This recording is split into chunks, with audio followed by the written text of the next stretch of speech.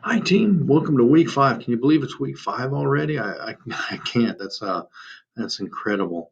So today is also, sorry, I'll go back here. Today we have our guest speaker, which he also wrote our textbook, one of the writers of our textbook. So that's going to be an interesting session, to say the least. Very interactive, I would imagine.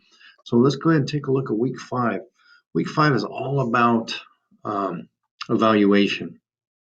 The 4 levels of evaluation. Think about evaluation from the perspective of performance and why it's so important. And it's important when we assess. Quite often, and you've probably seen this, where the assessment really doesn't match what we're trying to accomplish. So it's very important that our assessment matches what we're trying to accomplish. So in this case, performance. And so when we're assessing our training program with the 4 levels from Kirkpatrick here, I'm going to go ahead and do it. Whoops, sorry.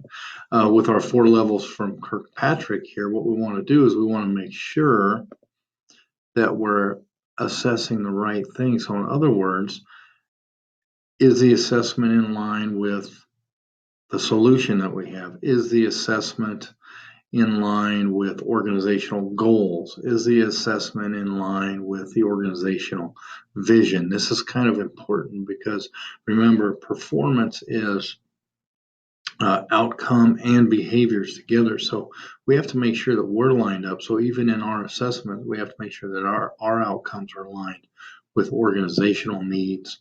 Our outcomes are aligned with employee needs. So it's a very fine line that we have to walk. So this is going to be interesting. I love the assessment piece. We talk about the 4 learning levels here from businessballs.com. And this is a nice overview here of what it is. The different levels, reaction, learning, behavior, results. So doesn't this sound kind of highly familiar right here where we're talking about behavior and results? So that's pretty much the same thing as behavior and outcome. So that's where we're really testing out performance. Now that doesn't mean that we shouldn't think about here and here, because think of these as stair steps. So each step builds us up to where we need to be. So without one of the steps, we would just have a big old gap that we would have to overcome, and we don't want those gaps.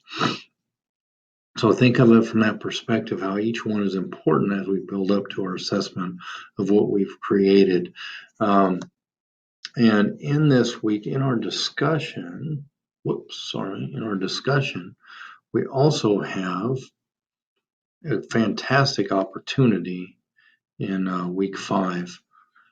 Briefly summarize your performance gaps. So you get social learning in this week. You get feedback on your project too. So this is very important. And remember, one of the keys here is that you post by Wednesday.